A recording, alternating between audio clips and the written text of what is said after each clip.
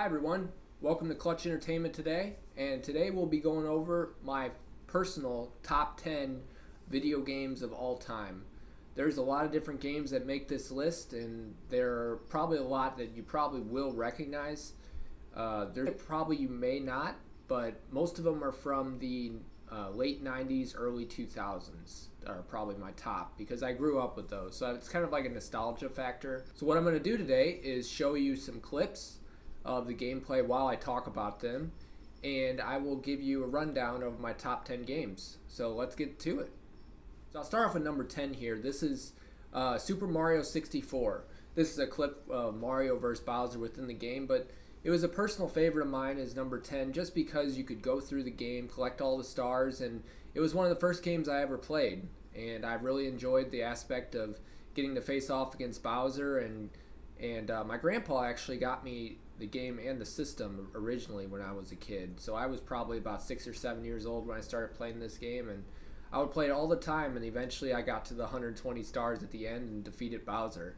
But Super Mario 64 is a special place in my heart because I really enjoyed the gameplay, and I still once in a while I'll go back to it and beat everything, but it would be number 10 on my list.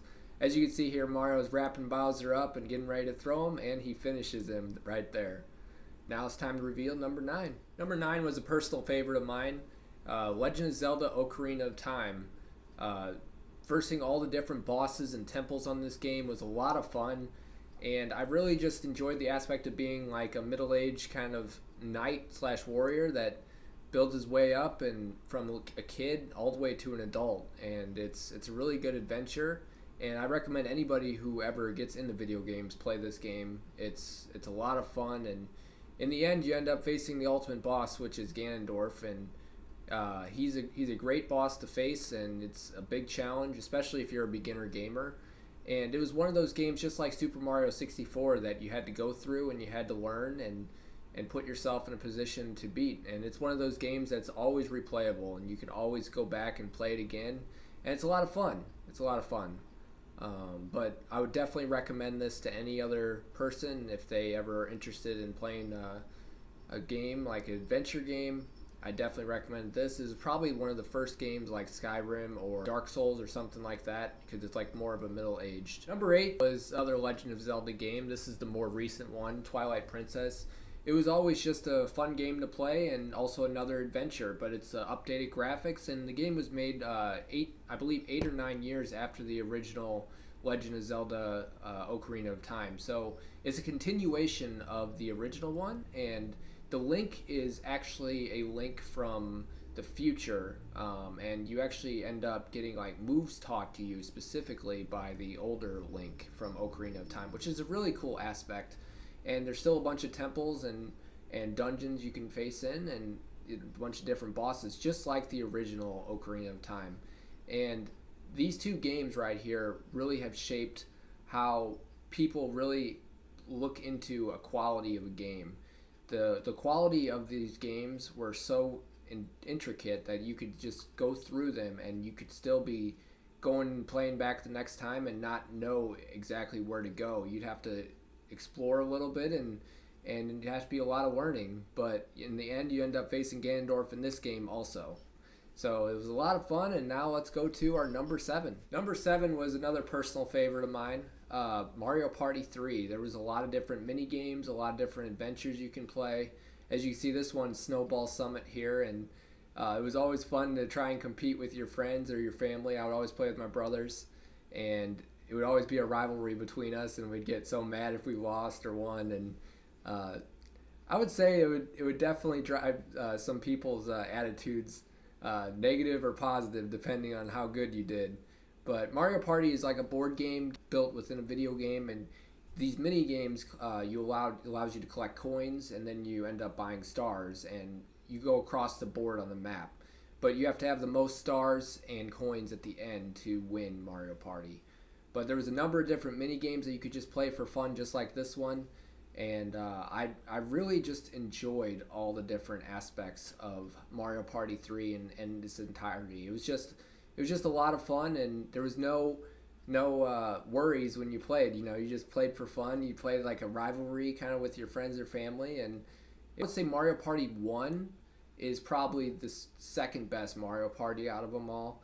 But there was always a fun game to play, and there was never a time where it's like, oh my gosh, like this isn't fun at all. But it was always a laugh fest or a rivalry fest, or it always trigger somebody too. So Mario Party 3 was definitely my seventh favorite, and then the sixth now we'll go to.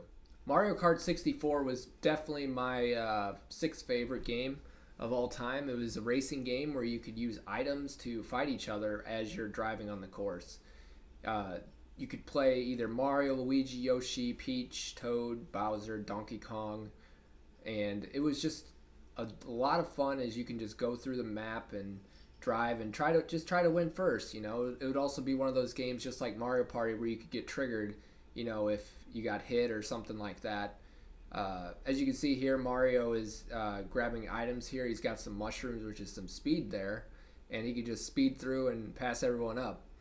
And it was a really fun game because you just grab some items, and there's a lot of gimmicks in it. It's like gimmick racing basically, and having gimmick racing is just a lot of fun. And you could just like I said before, play with friends and family, and you can have a rivalry with it. And it's kind of similar to Mario Party, only it's a racing game instead.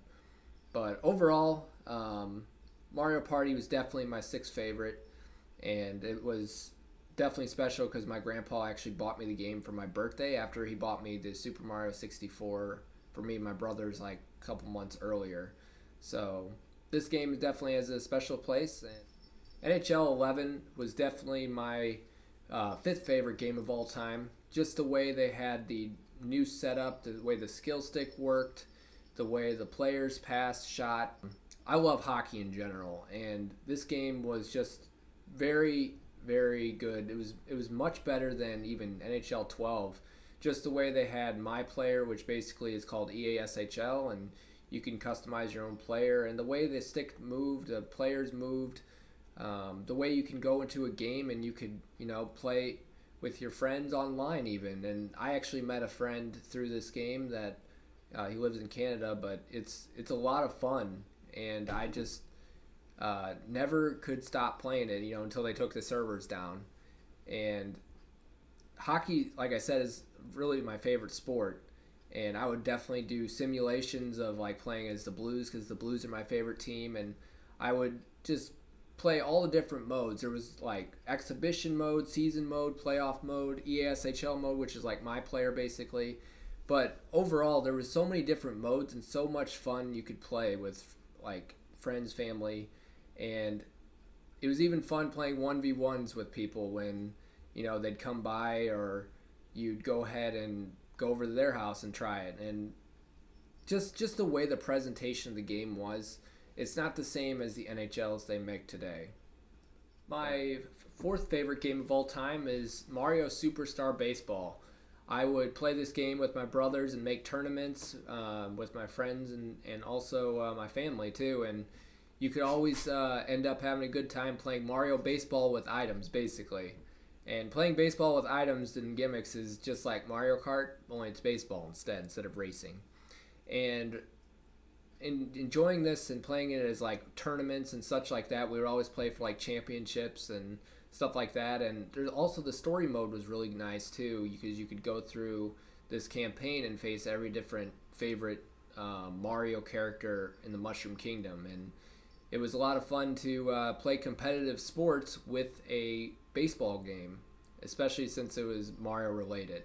But all the Mario games have sport games that are gimmicky, but the gimmicks add to the fun, and it just makes the game complete and fun. And just having all those retro setups with the Mario series and such, it really gives you that chance to enjoy the game and to put yourself in the game in the shoes of those classic players. But overall, Mario Superstar Baseball was my fourth favorite. And now we're leading into the top three. Now that we're down to my top three, I would say this one is number 3, Star Wars Trilogy for an arcade. I would go to the arcades like at Chuck E. Cheese, the movie theaters. I've even been to, there's this other arcade place I cannot remember, but there was always some fun whenever I would play our Star Wars Trilogy. And Star Wars Trilogy basically takes place during the Star Wars universe, and you take place in the Battle of Yavin, the Battle of Hoth, and the Battle of Endor, and you get to face Vader and Boba Fett. And I just always enjoyed the aspect of using a joystick, for a game. And the fact that it costed money when you went to the arcade and got to play it once in a while really added to that treat where you could go out and have a lot of good times, like playing on the trilogy in the whole way. And with all the different ships you get to fly, like the X-Wing and the speeder bike and the snow speeder, between all the threes, you got to live all the movie adventures of Star Wars in general. Because Star Wars is a great series, and one of my favorite series, I'll cover in another video that it's in my top 10. So Star Wars Trilogy was a really exciting game, and this is just a little clip here of it, and I just always enjoyed playing it. Definitely my second favorite game of all time, Super Mario Strikers. This one's really tough between Super Mario Strikers and the last one, and you'll see what I picked for the last one, but Super Mario Strikers incorporates all the different Mario characters in playing soccer with gimmicks. Another sports game, and sports games in general with Mario just make the sports so much better, makes them top tier, I would say.